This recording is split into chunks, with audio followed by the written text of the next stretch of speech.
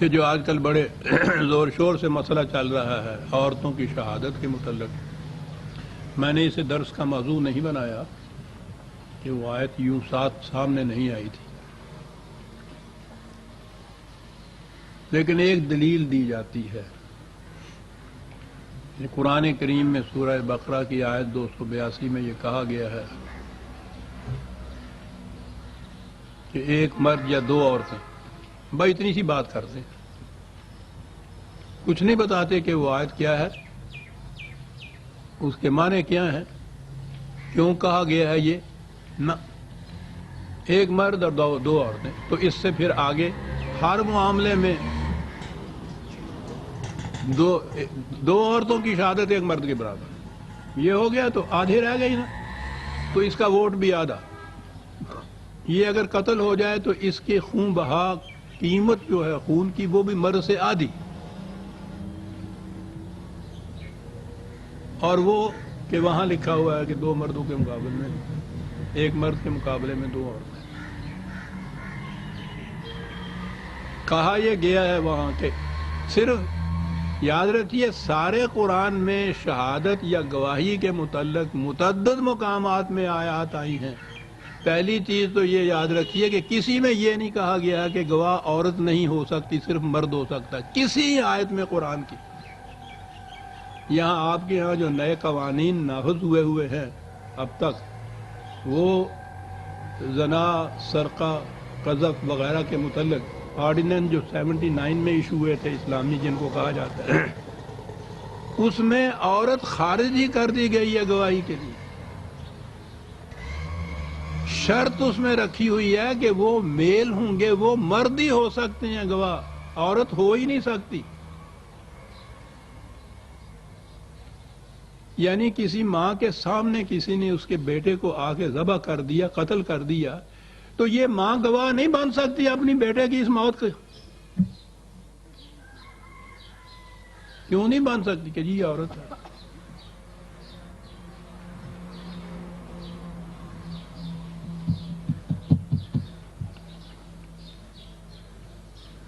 دس عورتیں بھی کسی کو چوری کرتے ہوئے دیکھ لیں تو چوری ثابت نہیں ہو سکتی، کیونکہ گواہ مرد ہونا چاہیے، اور یہ تو عورتیں ہیں۔ یعنی ان کے اپنے گھر میں چور گھس گیا ہوا ہے، اس نے سامنے ان کے وہ لوٹ رہا ہے۔ عام طور پہ تو اب جو آج کل ہو رہا ہے وہ رسیوں سے ان کو باندھ ہی دیتے ہیں آ کر، اور وہ دیکھ رہے ہیں بیٹ تک دیا نے، یعنی وہ تو ٹھیک ہے رسی سے باندھا ہوا، مرد ہو عورت بے بس ہوتا ہے، لیکن اگلی بات یہ ہے کہ ان کے سامنے وہ چوری ہو رہی ہے، ان کو معلوم ہے کون چور ہے، یہ چلیں گے، یہ وہاں جا کے گواہی نہیں دے سکتی کہ یہ چور تھا، تو یہ ہوگی کہ عورت کی گواہی ہے نہیں۔ اس آیت کی روح سے یہ کہا کہ جن معاملات کے اندر گواہی ہوگی، یعنی یہ تو خود فیصلہ کر دیا نا ان میں جو ابھی تک جاری ہوئے ہیں قوانین، کہ ان میں تو عورت گواہ ہو ہی نہیں سکتی۔ جن معاملات میں عورت کے متعلق یہ کہیں گے گواہ ہو سکتی ہے، تو ایک مرد کے مقابلے میں دو عورتیں آئیں گی۔ قرآن نے وہاں صرف ایک مقام پہ یہ بات کہی ہے کہ اگر قرضے کے لین دین کی کوئی بات ہو اور اس کے لیے ایک دستاویز لکھی جائے، تو اس تحریر کے اوپر، دستاویز کے اوپر وہ جو گواہ شد ہوتا ہے نا نیچے لکھا ہوا گواہی ہو، تو وہ مردوں کی گواہی ڈلوا لیے جائے۔ اگر ایسا کہیں مقام ہو کہ دو مرد نہ ہوں تو اس میں دو عورتوں کو گواہ شد کر لیا جائے، اور آگے اس کے لکھا ہوا ہے کہ یہ اس لیے کہا گیا ہے کہ گواہی کی ضرورت پڑ جائے اگر ان میں سے، تو گواہ تو ایک ہی عورت ہوگی، لیکن اگر وہ کہیں بھول جائے، اس کو گھبراہٹ ہو جائے اس عدالت میں آ کر، کسی طرح کنفیوز ہو جائے، تو وہ اس کے ساتھ اس کی بہن جو ہے وہ صرف اس کو بتا دے کہ بات بہن یوں نہیں یوں ہوئی تھی، تمہیں غلطی لگ گئی۔ یہ اس بہن کو، گواہ کو بتائے گی، عدالت کو نہیں۔ ایسا موقع آئے یا نہ آئے یہ نہیں قرآن نے کہا کہ جس نے ایک نے گواہی دے دی ہے تو اس کے بعد پھر یہ دوسری جو کھڑی ہے عورت، اس کی بھی گواہی لی جائے گی، بالکل نہیں، گواہی ایک ہی کی ہے۔ اب سوال پیدا ہوا کہ اس کی ضرورت اس مقام پہ یہ کہنے کی کیا آئی کہ اگر وہ کہیں اس کو کوئی گواہی کہیں کنفیوز ہو جائے، گھبراہٹ ہو جائے، بھول بھی جا سکتی ہے. تذلو ہے وہاں لفظ جو ہے قرآن میں، جس کے معنی کنفیوز ہو جانا ہوتا ہے، گھبراہٹ ہوتی ہے. کہا یہ کیوں ضرورت پیش آئی؟ اور خود ہی بتا دیا کہ تم نے اس کی حالت یہ بنا رکھی ہے 43/18 43/18. یہ وجہ ہے اس کی. اوا من ینشأ فی الحلیۃ وہو فی الخصام غیر مبین. تم نے ان کو زیورات پہنا کے گڑیا بنا کے گھر میں بند رکھ کر حالت اس بیچاری کی یہ کر رکھی ہے کہ گھر میں اس کا اپنا کوئی کیس ہو تو یہ اس کو بھی صاف طور پر بیان نہیں کر سکتی. یعنی اس حالت میں تم نے اس عورتوں کو بنا رکھا ہے. تو جو اپنا معاملہ گھر میں بھی صاف طور پر بیان نہیں کر سکتی، گڑیوں زیورات میں پلی ہوئی، کیا بات ہے. قرآن کی ایک تشبیہ دے کے بات ختم کر دی. وہ تو پھر بھی 1400 سال پہلے کی بات تھی. ہمارے ہاں کی آج پردہ نشین مستورات جو ہیں، ان میں سے کسی کو پہلے عدالت میں لے جائیے، اجنبی مرد، مجسٹریٹ بھی اجنبی، وکیل، پھر وہاں ترجیحیں کرنے والے، فریق مخالف کھڑا ہے، اکیلی پردہ نشین عورت گھر سے نکال کے وہاں جا کے کھڑی کر دیجیے، پسینے چھوٹ جائیں گے، اس کے اوزان خطا ہو جائیں گے. یعنی عجیب بات قرآن نے اس کے تجویز کے لیے کہا کہ ایک نفسیاتی تقویت ہونی چاہیے اس بیچاری کو کہ کوئی بات نہیں، ایک میری ہم نفس ہم نوا میرے ساتھ کھڑی ہے، میں تنہا نہیں ہوں یہاں.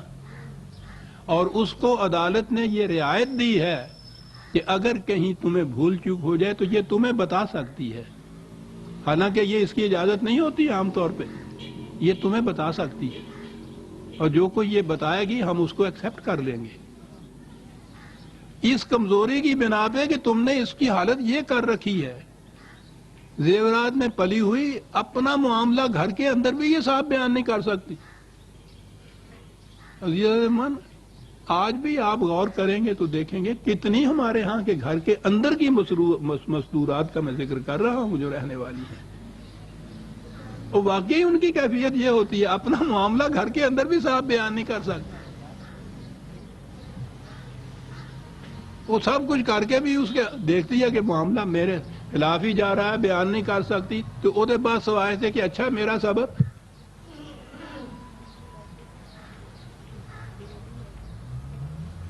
بیچاری یہ تو زیادہ کچھ کرتی نہیں ہے، اچھا میرا سبب میں کی کیا، اللہ تے سندا نا. آج بھی یہ حالت. کہا کہ یہ کیفیت تم نے عورت کی کر رکھی ہے، اس لیے ہم نے ان حالات کے تابع یہ کہا ہے کہ وہ اکیلی وہاں اگر چلی جائے گی تو اس کی یہ کیفیت ہو جائے گی. اس کو کوئی نفسیاتی سہارا ساتھ ہونا چاہیے کہ ایک بہن تو میری ہے، اور اس کو رعایت دے دی گئی عدالت کے اندر کہ یہ تمہیں بتا بھی سکتی ہے اور تم اس کی تصحیح بھی کر سکتی ہو، اور ہم اس کو ایکسپٹ کر لیں گے جو اس نے کہا ہے. یہ نہیں کہا ہے کہ اس دوسرے کی شہادت لی جائے گی. دو گواہ نہیں ہیں عورتیں. پوری آیت کوئی نہیں نہ کوٹ کرتا ہے نہ بتاتا ہے. اتنا ہی بتاتا ہے کہ صاحب اس نے کہا ہے کہ اگر 2 مرد نہ ملیں تو ایک مرد اور 2 عورتیں، لہذا 2 عورتوں کی شہادت ایک مرد کے اور دوسری کی شہادت کا ذکر نہیں قرآن کے اندر.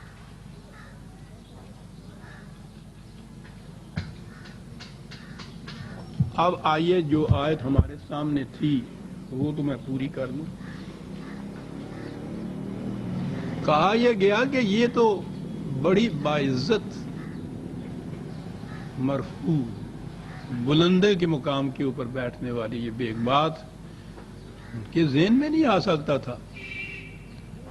وہ لونڈیاں تھیں یا ان کے ہاں کی عورتیں تھیں، وہ ایک ہی سطح تھی قریباً عورت ہونے کی حیثیت سے. جو لڑکیوں کو زندہ زمین میں دفن کر دیا کرتے تھے، اب سوچئے تو صحیح کہ عورت کا مقام ان کے ہاں کیا تھا. کہا کہ یہ ہے جو کچھ تم نے عورت کو بنا رکھا، انا انشأناہن انشاء، قرآنی معاشرے میں ان کی اس طرح سے تربیت و تعلیم ہوگی کہ یہ کچھ کا کچھ بن جائیں گی. کیا بات ہے لفظ قرآن کا.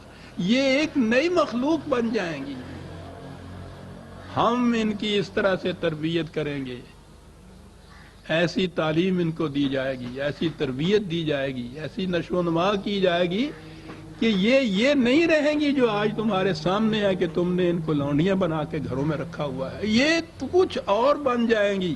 کیا بن جائیں گی؟ فجعلناہن ابکارا، یہ ایک نئی مخلوق بن جائیں گی. کیا ہوگا اس مخلوق میں؟ قربان، نہایت فصیح البیان ہو جائیں گی.